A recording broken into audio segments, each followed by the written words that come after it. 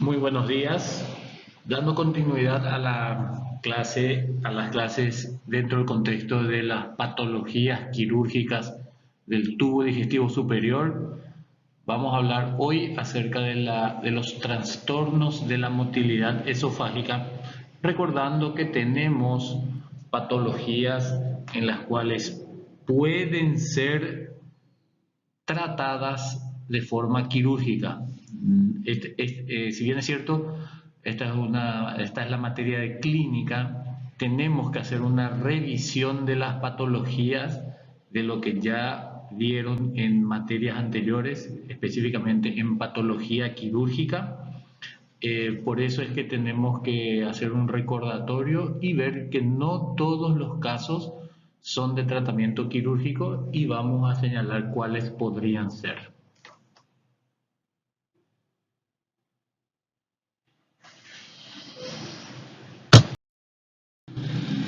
Vamos a recordar nuevamente la anatomía del esófago. El esfínter esofágico superior es la parte superior donde se inicia el esófago y culmina en el cardias. Tiene su pasaje por el cuello, tórax la mayor parte y 4, 5, máximo 6 centímetros a nivel abdominal.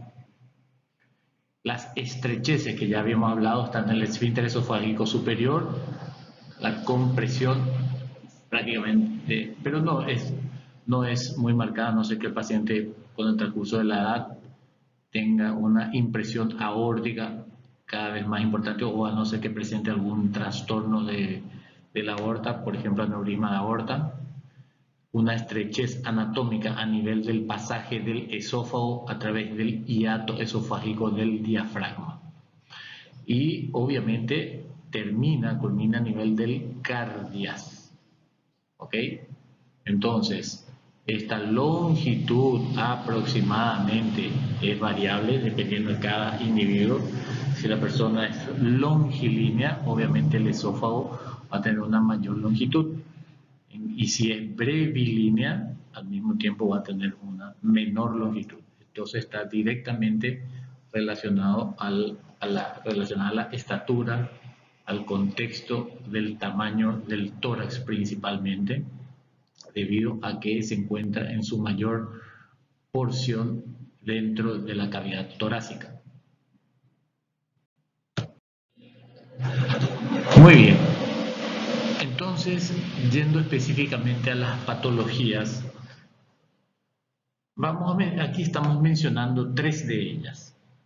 El espasmo difuso, como su nombre lo indica, es a través de todo el esófago y se producen unas contracciones difusas de la misma en la cual no se puede establecer un punto en la cual allí se origina el problema del espasmo. Es bastante, si bien es cierto, con los estudios que se realizan hoy en día puede ser que se puede llegar a determinar algún punto donde puede ser que sea más espasmódico que otro, motivo por el cual sí se podría identificar algún punto, pero de todas maneras el tratamiento pasa a ser prácticamente el mismo. No hay mucha diferencia en términos y por sobre todas las cosas, el diagnóstico de espasmo difuso se llega también al diagnóstico una vez que se han descartado todas las otras causas de trastornos de la motilidad y que no haya ningún trastorno, algún problema, principalmente a nivel del esfínter esofágico inferior, a nivel del cardias, ¿verdad? Por eso es que en toda su longitud del esófago el problema se transmite en toda su extensión. El esófago en sacacorcho sí está un poquitito más caracterizado en el sentido que adquiere una forma así tal cual lo dice, el sacacorcho pues tiene una formación que puede ser como un twister que da o como un remolino Entonces aquí absolutamente como el sacacorcho da sobre su propio eje, da como si fuera varias vueltas alrededor de su propio eje.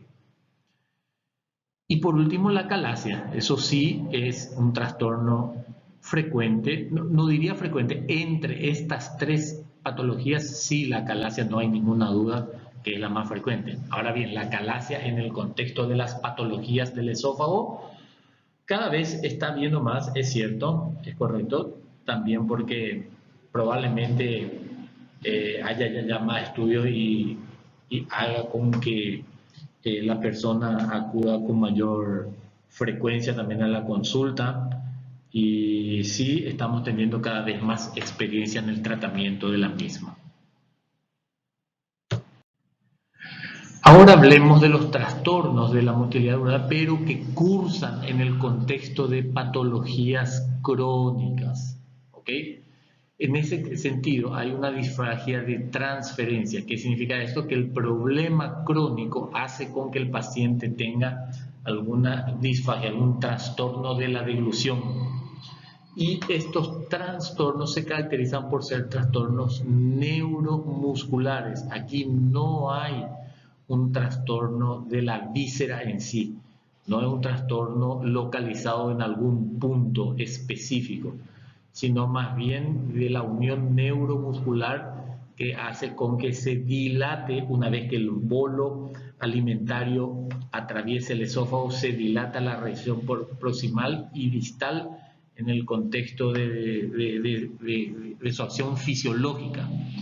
Entonces, en ese sentido, estos trastornos, al no tener esa secuencia de dilatación, contracción, contracción, dilatación, contracción, dilatación, entonces hace que la persona cuando degluta no tenga un buen pasaje a nivel esofágico y entonces eso sí le va a ocasionar algunos trastornos de la deglución. ¿Cuáles son esas patologías? Fíjense, Parkinson es bastante frecuente. La poliomielitis, obviamente no hay más, pero el Parkinson entre todos probablemente sea el más frecuente. La esclerosis múltiple, ¿ok? Estados extremadamente avanzados de diabetes.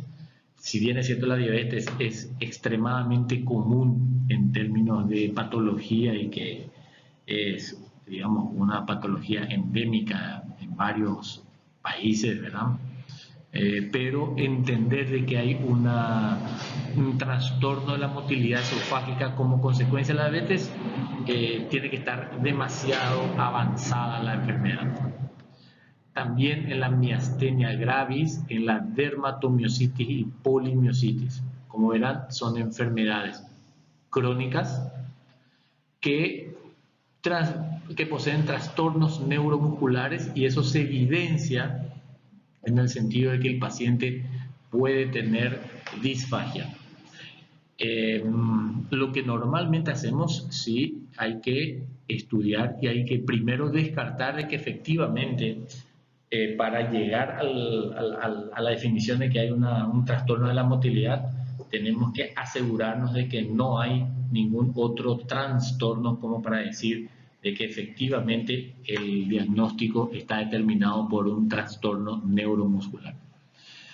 Los tratamientos aquí no son absolutamente quirúrgicos, a no ser que sea muy pocos casos han sido muy pocos. Bueno, en mi práctica prácticamente no hemos visto en la práctica cotidiana necesidad de un tratamiento quirúrgico, digamos de resección o de alguna otra realización de procedimiento quirúrgico directo para actuación de esto. Los tratamientos en todo caso serían más bien paliativos en el contexto de la realización de una gastrostomía o yeyunostomía para alimentación, para que el alimento vaya directamente al estómago y no pase por el esófago, pero eso no es un tratamiento directo del trastorno de la motilidad. Entonces, hablando de cada una de las patologías, vamos a mencionar nada más que el espasmo difuso es una enfermedad principalmente del cuerpo, si bien es cierto, les había mencionado que puede abarcar cualquier parte del mismo. como el cuerpo abarca la mayor superficie del esófago, obviamente es más factible que allí se desarrolle. Ya habíamos mencionado que es mucho menos frecuente que la calasia, y en el contexto fisiopatológico se produce una hipertrofia de la capa muscular circular y degeneración de las ramas esofágicas del nervio vago, entendiendo que el nervio vago tiene una función motora y a nivel del esófago principalmente, ¿verdad? Entonces el espasmo difuso del esófago tiene una caracterización, la mayoría de las veces en el cuerpo esofágico, mucho menos frecuente que la calasia, y fisiopatológicamente hay una hipertrofia de la capa muscular circular. ¿Ven? Aquí a esto, como ven, puede ser un espasmo que puede ver en cualquier parte del esófago, es más frecuente a nivel del cuerpo, ¿ven? Porque aquí sería la parte proximal y distal. En la parte media, ven cómo se producen estos espasmos. No hay una contracción ni una relajación posterior a la ingesta alimentaria. ¿Vemos?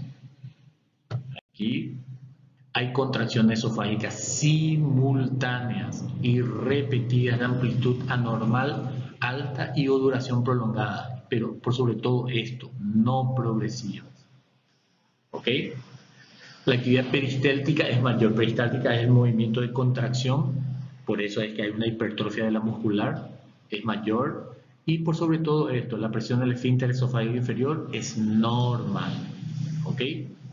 ¿Qué significa? El hecho de que esté normal esto obviamente lleva a una relajación normal del esfínter esofágico inferior en el momento que el alimento se deglute, digamos, en la parte del paso de la faringe al esófago y en el momento de la llegada del bolo al esfínter esofágico inferior. Pero el tema está aquí, en el medio del tórax. Hay contracciones simultáneas, ¿okay? No progresivas. Vemos aquí también cómo se producen de repente, o sea, esto es un esofagograma, obviamente, ¿ok? Es bastante característico, entendiendo también que, o sea, en el contexto de la semiología, este es uno de los casos que presenta odinofagia, que es el dolor retroesternal, dolor en el momento de la deglución. La mayoría de las veces posterior a la ingesta alimentaria, posterior decimos obviamente en el momento que está sentado en la mesa, mientras se está alimentando ya presenta la odinofagia. Raro en reposo en el contexto de que no va a haber, en caso de no realizarse el acto deglutorio o el pasaje del alimento, no va a tener trastornos, no va a tener odinofagia, puesto que no va a presentar en reposo las contracciones que habitualmente se presentan cuando el bolo alimentario ingresa a la faringe.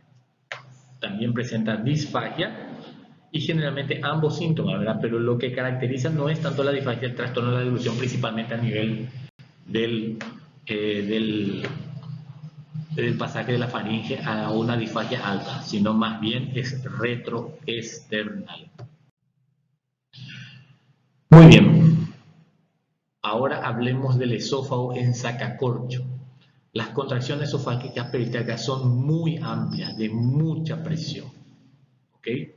Esto también presenta odinofagia, que puede llegar a ser tan intenso que puede ser confundido con agorpectus. ¿Ok? A diferencia, si podemos establecer, si tendríamos que diferenciar en la semiología en cuanto a la odinofagia, por la intensidad o lo que nos dice el paciente que presenta, podríamos pensar que sería más esófago en sacacorcho si es muy intenso, e inclusive que algunas veces uno puede pensar que podría ser una angina de pecho, o sea, como diagnóstico diferencial. ¿Okay? Pero esto en la semiología, el hecho de que ya presente dolor a la deglución y retroesternal, nomás luego ya nos obliga a pensar de que pueda ser determinar por la semiología si es un espasmo difuso o un esófago sacacorcho. No tiene sentido decir es uno u otro. Lo que hay que hacer es el estudio del esofagograma y en la medición de la presión dentro del esófago, de tal manera a determinar las características de las mismas, de las contracciones. ¿Ven? A diferencia del anterior, ven cómo aquí esto prácticamente es una, o sea, en el caso de realizarse una tomografía en 3D, se puede verificar que esto sigue un curso más, digamos, circunvalatorio. Esto parece un twister, una tormenta, que da vuelta sobre sí mismo. Imágenes de esófago sacaroide o rizado, incluso se forman saculaciones o austas. El otro, el anterior, recordemos, es diferente en términos de que la amplitud nada más es mayor, pero aquí hay mayor cantidad de contracciones. ¿Ok? Esto, como les mencioné, no hay mucha diferencia semiológica, sino más bien el diagnóstico es más radiológico y manométrico. ¿Okay? Aquí también vemos algunas imágenes. Esto se ve muy bien en la tomografía en 3D. La manometría, fíjense, contracciones simultáneas anormales, ¿ok? Peristalsis intermitentes, repetitivas y prolongadas. ¿Okay? Esto es lo que caracteriza a la peristalsis. De forma difuso, más o menos es repetitivo. Aquí en los segmentos donde se colocan los sensores en el esófago se repiten, no se prolongan, porque estas curvas deben estar aquí, deben ser sucesivas. Recuerdan en el capítulo anterior cuando habíamos hablado, ¿ok? O aquí más o menos siguiendo este eje de acuerdo a la localización de los mismos. ¿Ven? Una amplitud mayor y repetitivas y desorganizadas. ¿Ok? Entonces se ve cómo esta desorganización caracteriza también a ambos, tanto al sacacorcho como en el espasmo difuso. La cirugía es la miotomía extramucosa longitudinal del esófago. ¿Okay? La miotomía extramucosa obviamente no se debe abrir la luz del esófago longitudinal a través de la mayor cantidad posible de la extensión, porque el problema está a nivel del músculo circular. Entonces hay que acceder al mismo, hacer una miotomía, disecar la parte muscular y exponer la mucosa y separar. Eso va a permitir que, digamos, por efecto de la gravedad, vaya el alimento de una mejor manera, caiga desde el esfínter esofágico inferior el superior al inferior. ¿Ok? Ahora bien, hablemos de la acalasia. Aquí ya vemos el problema, está en el esfínter esofágico inferior. ¿Okay? Y aquí vemos entonces la tercera patología que estamos hablando, de la acalasia. Esta es la más frecuente entre todas las que producen trastornos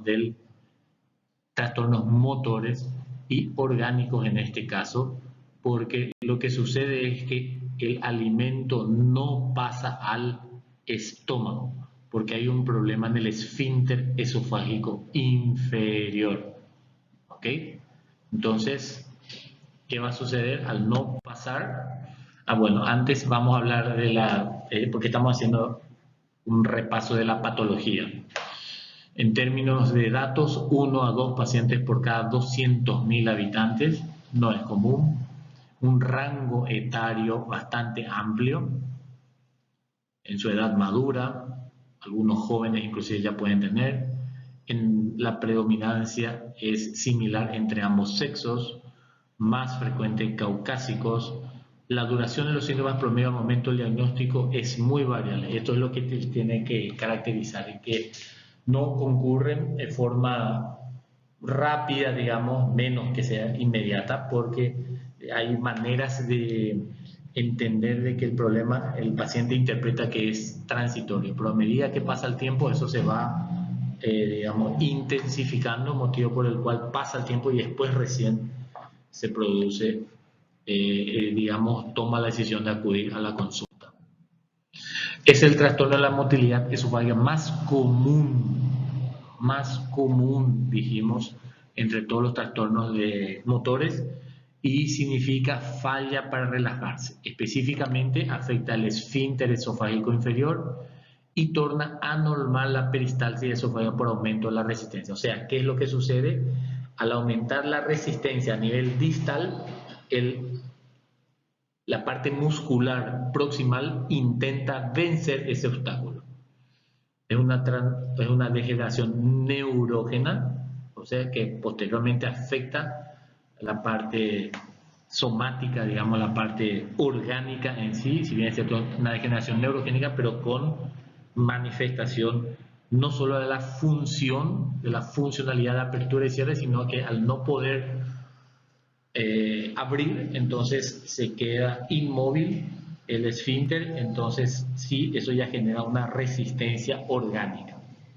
A medida que progresa la enfermedad, el esófago se torna tortuoso y con dilatación como consecuencia de la resistencia y del aumento de la peristalsis para intentar vencer el obstáculo. El esfínter esofágico, ¿ven? Vemos aquí, esto es un esofagograma, ¿ven cómo no pasa el contraste a este nivel? No se relaja el esfínter esofágico inferior, un trastorno neurogénico en la cual ya con afectación somática, orgánica, porque aquí ya no se relaja. Esto lleva a un aumento de la presión basal del esfínter, se ve a menudo este aumento, o sea, aquí la presión de los sensores colocados a la manometría hace con que se identifiquen presiones aumentadas. Pérdida de las peritales del esófago a los 2/3 de distancia. Sucede que al inicio esta parte proximal, en la medida que se va tornando cada vez más aumentada la resistencia, primero se dilata la parte distal del esófago, en la medida que pasa el tiempo se va progresando, se va dilatando la parte del cuerpo medio y posteriormente se dilata la parte proximal. ¿Ven? Este es el calibre normal y a partir de aquí ya vemos que está aumentado. Entonces, el megaesófago en este caso es consecuencia de la dificultad para el paso o sea, más bien es por la resistencia generada por la hipertensión del esfínter esofágico inferior que hace con que no se abra y el bolo alimentario no pase al estómago. En la medida que pasa el tiempo, se va perdiendo la peristalsis también, la peristalsis principalmente a nivel distal. ¿Okay? Y eso va a llegar a un estadio muchísimo más avanzado. Muy bien, en cuanto a la presentación clínica, ¿qué vamos a encontrar al interrogatorio? La disfagia es muy característica, la disfagia principalmente a alimentos sólidos, carne, pan, galleta, mandioca, chipaguazú, sopa paraguaya. ¿Okay? 90%, casi todos los pacientes llegan a presentar esto. En la medida que avanza en el tiempo se va a presentar también a líquidos, pero no es muy característico en la acalasia, no es muy característico en la acalasia la disfagia a líquidos. Puede haber obviamente una regurgitación postprandial, ¿okay? Si hay pirosis o así es porque el alimento no pasa al estómago, entonces siente como que está sobrecargado, que hay algo en la parte retroesternal que hace con que no se sienta a gusto. En la medida que pasa el tiempo, obviamente va a haber una pérdida de peso, porque hay un déficit nutricional como consecuencia de la disminución del paso del bolo alimentario. Puede haber tos nocturna en el contexto de del pasaje de partículas de bolo, partículas alimentarias digamos, a la parte respiratoria, principalmente cuando la persona está durmiendo en una posición de decúbito dorsal en el momento del sueño. Eso es más bien en cuanto al interrogatorio. Ya habíamos hablado acerca de todos estos síntomas. Pueden estar presentes también en otras patologías, pero todo esto forma parte del síndrome esofágico. ¿Okay? No hay nada raro. Aquí sí podemos decir que no hay, al no haber contracciones desmedidas ni muy aumentadas, no hay odinofagia. ¿Okay? La odinofagia, como les mencioné, es mucho más característico del espasmo difuso y del sacacorcho y del esófago en sacacorcho. ¿Qué vamos a encontrar en el examen físico? Y tanto en tórax como en abdomen no se encuentran anormalidades. A la inspección no vamos a encontrar nada raro, menos a la percusión, palpación, etc. ¿Ok? O sea que el examen físico, más allá de una eventual desnutrición o parte específica del, digamos, del abdomen que está excavado, no vamos a encontrar, no esperemos encontrar grandes cosas, tampoco porque no lo tenga, eso vamos a decir que no es importante su patología. Muy bien, ¿qué métodos auxiliares de diagnóstico vamos a utilizar? Y cuando hay un trastorno de la resistencia del mismo, el primer estudio que habitualmente se solicita es la radiología. ¿Okay? No estamos diciendo aquí que uno es mejor que el otro o hacer primero esto o hacer primero lo otro. No. Aquí es la unión, el conjunto de estudios lo que hace que posteriormente tengamos el diagnóstico definitivo. La radiografía simple ya nos puede indicar que nos orienta a que normalmente el nivel hidroaéreo a nivel del estómago no se visualiza, por ejemplo. ¿Okay? En el estómago, esto que es la burbuja gástrica ausente, porque no pasa aire desde el esófago al estómago, entonces no hay la burbuja gástrica. Puede eventualmente haber infiltrados pulmonares y el nivel hidroaéreo y el mediastino ancho sería por la presencia del bolo alimentario que no pasó. Esto va a estar, digamos, bastante relacionado así es que antes de la realización de la radiografía había comido, se había alimentado, entonces allí sí la chance de formación de un nivel es mayor en caso de que esté en ayunas. Como por ejemplo, digo nada más, no digo esto que el hecho de no verse nivel hidroaéreo, de no verse un mediastino ancho a la radiografía simple y consideramos, vemos la burbuja gástrica, no, tampoco no significa de que no haya calasia. Esto es nada más, estoy viendo lo que habitualmente se visualiza en la radiografía simple. ¿Okay? Pero si no vemos, no importa. El esofagograma sí vamos en el mismo es que vamos a tener, vamos a visualizar el esófago dilatado con ausamiento en el esfínter esofágico inferior. Se afina la parte distal del esófago. Entonces, a la radiología ya tenemos una cierta idea en la radiografía simple, pero en el esofagograma, como les mencioné en la lámina anterior, allí sí ya se ve el esófago dilatado. Podemos ver de forma, ahí sí se puede ver mejor el nivel hidroaéreo. Allí también se puede identificar la ausencia de la burbuja gástrica o de la bulla gástrica, porque obviamente no pasa aire del esófago al estómago, que habitualmente todos vemos la burbuja o bulla gástrica. Aquí vemos un esofagograma en el cual sí hay pasaje del contraste al estómago, ¿verdad? Hay una disminución, pasaje filiforme, y vemos cómo está dilatado el esófago distal. ¿Ok? Entonces aquí sí ya se puede considerar un megasófago que podría ser grado 1, máximo grado 2. ¿okay? Pero sí estamos seguros que es un esófago dilatado, con disminución del paso del contraste a nivel del esfínter. Siguiente estudio, la endoscopía digestiva alta. ¿Okay? La manometría esofágica, que es el otro estudio, aquí nada más en la endoscopía vemos cómo el esfínter ahí está puntiforme.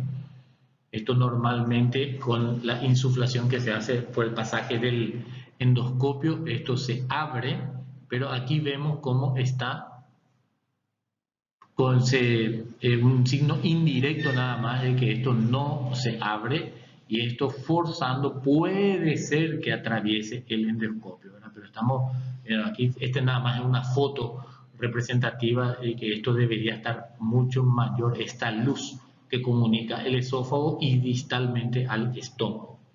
En cuanto a la manometría esofágica, la peristalsis ausente, ¿verdad? No hay, puede que no haya, la mayoría de las veces no la hay.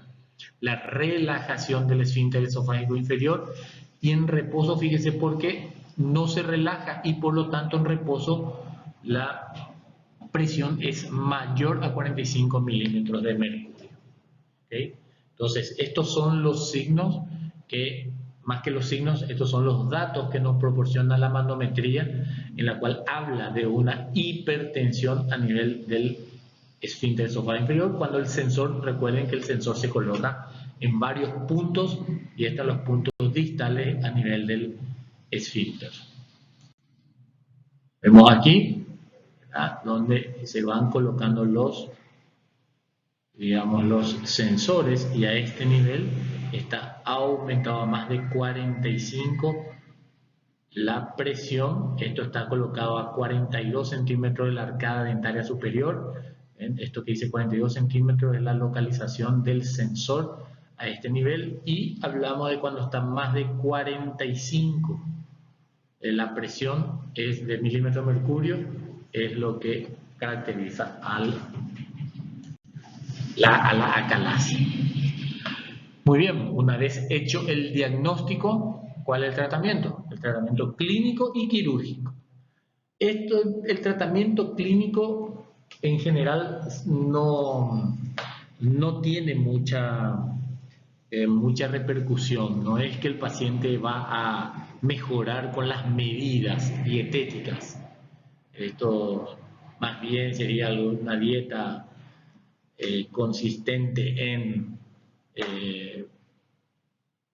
digamos, suplementos dietéticos para otorgar calorías, proteínas, etcétera, medidas dietéticas, que coma más alimentos de ciertas características, menos carne, o si es que come carne, tiene que masticar bastante, y que de tal forma reducir el tamaño del bolo alimentario, no comer mucha cantidad, sino comer de a poco como bebé, para que facilite cierto pasaje que pudiera suceder atrás de la apertura del esfínter esofágico inferior.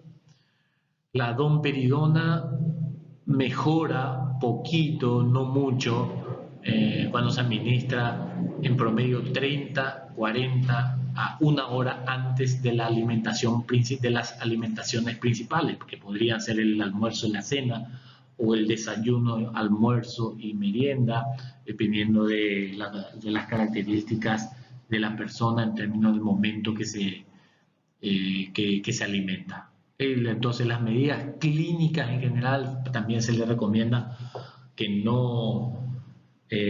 la cena no sea cercano al momento de acostarse para dormir. Igualmente, si eventualmente tuviera la costumbre de acostarse a la siesta, no sea en decúbito dorsal, sino que coloque algunas almohadas en una posición semisentada, para que evitar el reflujo del contenido del tubo digestivo al sistema respiratorio. Ahora bien, el tratamiento definitivo es la cirugía, señores.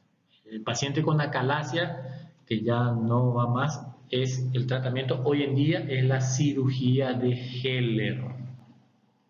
La cirugía de Heller consiste en una cardiomiotomía esofágica. ¿Qué significa eso? A nivel del cardias y del esófago se separan los músculos, la parte muscular, tanto circular como longitudinal, se separa de la mucosa. Obviamente no debe abrirse la mucosa, no se debe exponer la luz del esófago ni del cardias.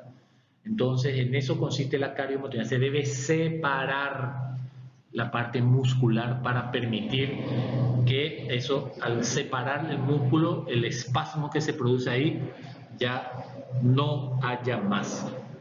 ¿Okay? Una vez que se realiza la cardiomotomía, se confecciona, o al más que la válvula, el parche antirreflujo tipo DOR.